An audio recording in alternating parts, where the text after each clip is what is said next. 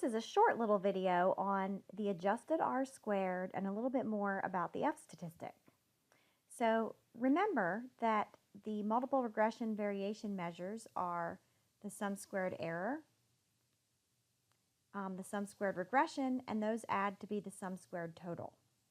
And that's how we decompose the variation in order to get our R-squared.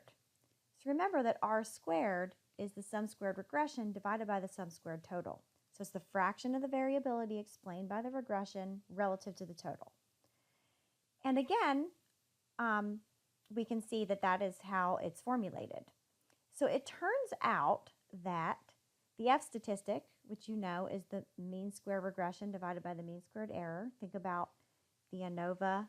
In the original ANOVA that we learned was the mean squared between, that's due to the different groups, divided by the mean squared within, which is the mean squared error.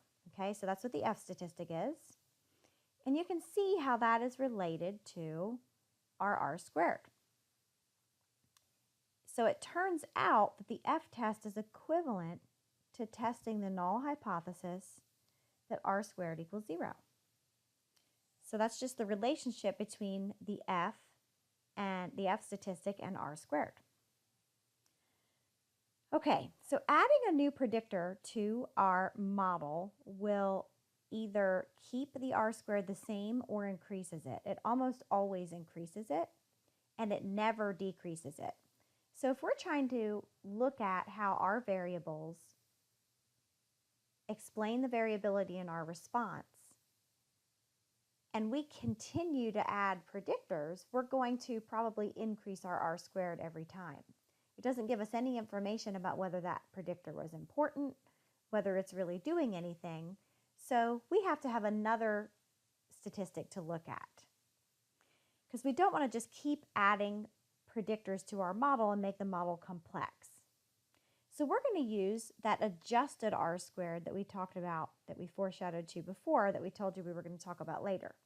The adjusted R-squared imposes a penalty on each new term added to the model in order to make the models with differing numbers of predictors more comparable. So R-squared adjusted is given by this formula. And notice it's just the R-squared and it's adjusted a bit according to some degrees of freedom. All right, so if we work out a little bit of math on our R-squared adjusted calculation, it boils down to this guy right here. So 1 minus the estimated variance of the errors divided by the variance of the y's.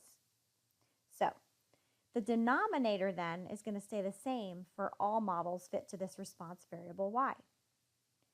The numerator in the subtracted term, however, so that denominator is only about the y, that s squared y.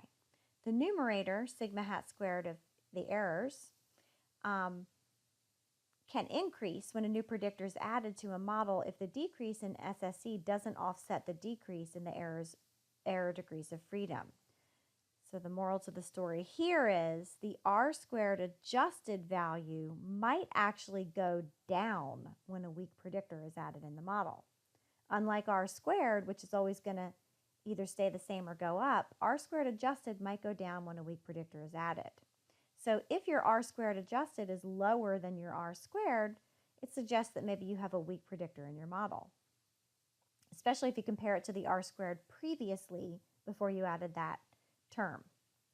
There's no hard and fast rule for comparing the differences in R-squareds.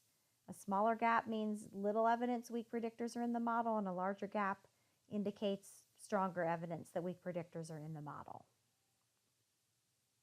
So if we look at our regression output, we can see from our example, we can see that the R-squared is about 0.58 and the adjusted R-squared is about 0.58.